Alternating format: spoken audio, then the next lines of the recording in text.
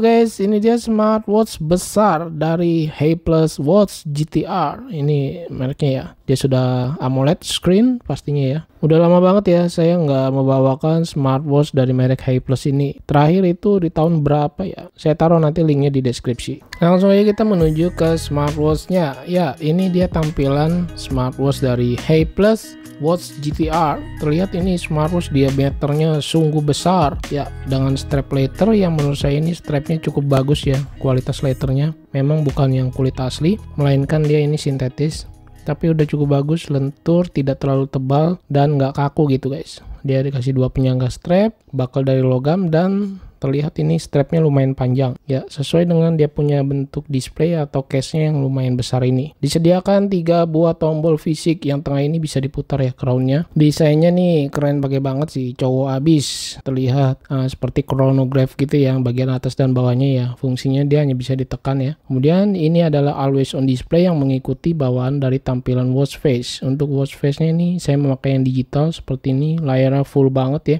Kalau udah lihat di TikTok saya itu saya nyatakan untuk smartwatch ini layarnya sampai luber-luber gitu guys. Bisa dilihat, ini saya ganti pilihan watch face-nya yang menggunakan warna-warni. Terlihat untuk bezelnya ini terlihat besar dan tipis ya untuk di bagian pinggirnya. Memang bukan yang paling tipis, tetapi menurut saya ini udah cukup pakai banget tipis di layar yang sebesar ini. Biasanya kan kalau layarnya besar, bezelnya ikutan besar gitu ya. Yang saya suka sih AOD-nya ini mengikuti dia punya tampilan watch face ya. Jadi nggak bakal bosen gitu memilih AOD-nya. Kita bisa lihat-lihat untuk pilihan watch face bawaan smartwatch-nya. Dari crown-nya ini kita bisa putar ke atas maupun ke bawah. Kalau saya lihat untuk bawaan dari tampilan watch face-nya sendiri ini nggak terlalu banyak, dan yang ini semua tampilannya seperti jam dinding gitu ya, gede banget. Dia punya angka ada 4 dan petunjuk tanggal di tengahnya. Keren, simple dan elegan sih. Ini mantap, dia punya AOD-nya aja ada detik secondnya itu tetap berjalan, cuma belum nyapu ya. Fitur yang namanya Bluetooth call masih disediakan di smartwatch yang besar ini. Wah, kita langsung tes aja fitur Bluetooth call-nya menggunakan Android dari Samsung. Dia bisa mengangkat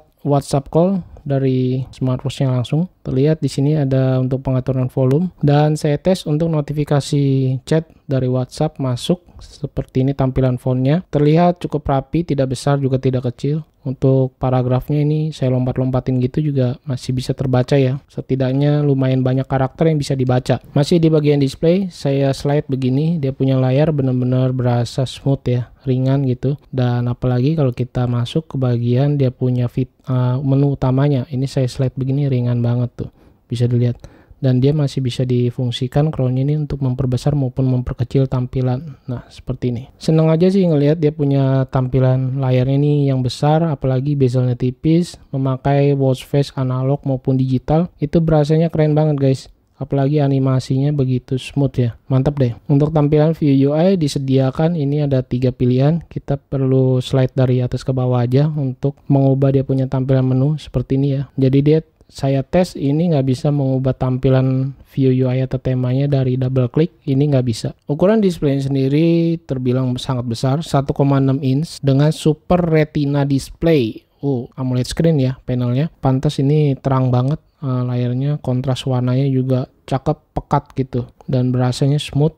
Untuk resolusinya juga terbilang besar, di atas 466 pixel, 480 x 480 pixel. Untuk Bluetooth versionnya ini masih menggunakan 5.2, belum yang versi 5.3 ya. Aplikasinya sendiri menggunakan dari Hayplus sendiri. Keren nih, menggunakan aplikasi Hayplus yang terlihat menurut saya ini aplikasi ini watch face pilihannya disediakan banyak banget, dan berasanya cukup ringan ketika kita pilih watch face dari bawaan aplikasinya ini ya. Di sini kalau saya lihat dia tidak diperkelompokkan ya, jadi dicampur semuanya analog maupun yang digital. Tetapi kita bisa pilih yang di bagian atas ini bisa untuk custom pilihan watch face. Dan saya install beberapa watch face pilihan ke smartwatch-nya juga, ini masih bisa menyimpan lebih dari 1 pilihan watch face guys. Ini mantap sih. Ini sudah saya install 3 aja masih bisa menampung ya. Jadi pokoknya dia lebih daripada 1. Untuk body case materialnya sih kalau saya lihat di deskripsi produk menggunakan stainless steel ya. Nih materialnya stainless steel. Kalau saya slide dari kiri ke kanan ini bisa menampilkan menu split screen yang berfungsi, atau kita bisa tap lagi ya. Untuk fungsi-fungsinya ini aplikasi yang sudah kita buka sebelumnya, jadi mirip seperti recent apps. Fungsi-fungsi tombol yang atas ini untuk meredupkan layar dan mengaktifkannya, kemudian on off juga dari tombol yang atas ini ya. Kemudian tombol bawah ini untuk masuk ke menu singkat, menu pintas olahraga maksudnya. Di sini kita bisa lihat menu olahraganya terlihat nggak terlalu banyak ya, dan kita bisa tes salah satunya seperti ini. Oke, dia bisa ada memunculkan suara dari speakernya. Ini saya slide ke atas ke bawah, dia hanya bisa memunculkan seperti ini. Kita slide ke samping, ini bisa menampilkan Bluetooth musiknya. Dan ini kita tes, bisa menampilkan pengaturan volume juga di bagian atasnya. Kalau saya slide ke atas, ini bisa menampilkan pengaturan musik ya. Kita bisa aktifkan dari musik global atau dari musik ponsel. Jadi dari smartwatch-nya langsung atau dari ponsel. Dan ini hanya Bluetooth music, jadi remote music control gitu ya, bukannya untuk music player menyimpan lagu, enggak. Dan saya coba perhatikan untuk di bagian bawah ini masih bisa kita slide ternyata guys, seperti ini ya, untuk melihat data olahraga kita, bukannya dari yang atas ini. Kalau yang atas dia nggak bisa di slide ke atas ke bawah, nggak bisa nih. Fungsi tombol yang di bagian tengah ini crowd, kita masih bisa gulir untuk memilih menu ya, atau memilih mode aplikasi yang mau kita pakai. Untuk ketebalannya saya ukur ini ada di 14 mm lebih ya, kurang lebih seperti ini ya. Ini lumayan tebal ya, sesuai dengan body case-nya yang terlihat besar. Untuk di bagian diameternya sendiri 47 mm.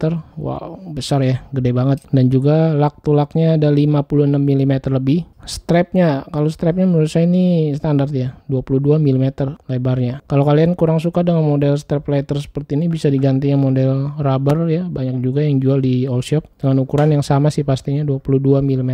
Beratnya saya timbang keseluruhan dari smartwatch juga, strapnya ini ada di 62 gram lebih, 62,3 gram, di atas 50 gram ya, wajar sih ya menurut saya untuk smartwatch sebesar ini. Kalau saya pakai di lengan saya yang lingkar 16 cm yang kurus kecil seperti ini ya. Tampilan strapnya ini lumayan panjang mengikuti dari bawaan smartwatchnya yang besar, dan saya suka untuk di bagian strapnya ini instalasinya cukup mudah pasangnya ya, nggak ribet. Dan ketika saya raise to wake, ketika AOD aktif, ini bisa untuk menyalakan dia punya watch face utamanya. Dan kualitas raise to wake nya sendiri menurut saya nggak terlalu cepat banget ya, dia masih berasa ada jeda waktu beberapa detik. Untuk di bagian ketebalannya sendiri menurut saya ketebalannya standar sih ya, 14 mm, mengingat dia punya case tampilan smartwatch ini terbilang besar diameternya, jadi wajar aja untuk ketebalannya. Ini buat kamu yang berlengan besar, ini keren banget sih. Kita lihat-lihat di bagian fitur-fiturnya. Untuk fitur kita bisa tekan tombol yang tengah ini, dan di sini kita lihat ada heart rate, pastinya semua smartwatch ya. Dan kita tunggu, kita lihat fitur heart rate-nya sendiri, dia berjalan secara dinamis atau berkelanjutan, berubah-ubah terus nih. Bisa dilihat, ini berhenti ya di 85, 86